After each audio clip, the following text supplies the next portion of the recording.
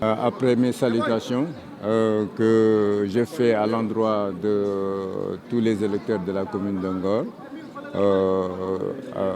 je tiens à les remercier de leur engouement par rapport à ces élections. Et donc une satisfaction totale. Une satisfaction dans la mesure que nous avons commencé cette campagne dans la sérénité et je pense que nous allons la finir dans la sérénité. Donc je viens de voter, je suis dans les rangs comme tout un citoyen et je viens de remplir mon devoir et je suis satisfait, je pense que je peux aller faire un tour, apprécier un peu la situation au niveau des autres centres et rentrer chez moi sereinement. en wolof noo gisee mbirum vote bi ginnaaw bi nga wote ba pare. waaw xanaa damay nuyu d'abord waa commune de Ngor di leen sargal di leen remercier seen taxawaay par rapport ak campagne bi ñu doog a ñëw ci jour élection bi di am mbégte rek tey ñëw naa fii école Aliou Samb parce que fii laay voté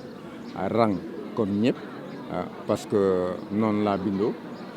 voté ba pare parce que ne saafonteel ñi nga xam ne ñoo nekk ci bureau de vote yëpp masawu leen ndokkeel leen ci taxawaay bi ak toogaay bi après nag ñibbi may ñaan rek ñëpp tout le monde que comme campagne nañu ci jàmm ak salaam benn coow amul ci dëkk bi may ñaan rek ku ci nekk rek nit ñi ànd ak dal ku yàlla jox ndam ni rek ñu xam ne kooku moo gagné te ñu jéem a def rek la nga xam ne moo gën ci suñu biir commune.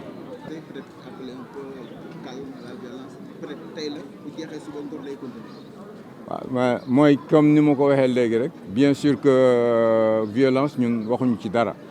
dañuy ñaax ñi nga xam ne ñoo ànd ak ñun sax que lépp lu ñuy def rek ñu fexe ba du am benn histoire donc moom laa wax sànq ma ne xanaa ma bantuwaat ko rek campagne nañu ci jàmm ak salaam benn incident amul ci dëkk bi mais ñaan yàlla rek ñu continuer noonu xam ne élection yi day jeex waaye Ngor moo fiy des donc commune de Ngor bu fi desee ñu xam ne rek ñun ñëpp ñoo bokk commune bi dañoo war a ànd liggéey commune bi waaye may ñaan rek ñëpp ànd ak dal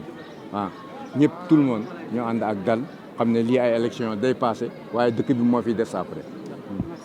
merci beaucoup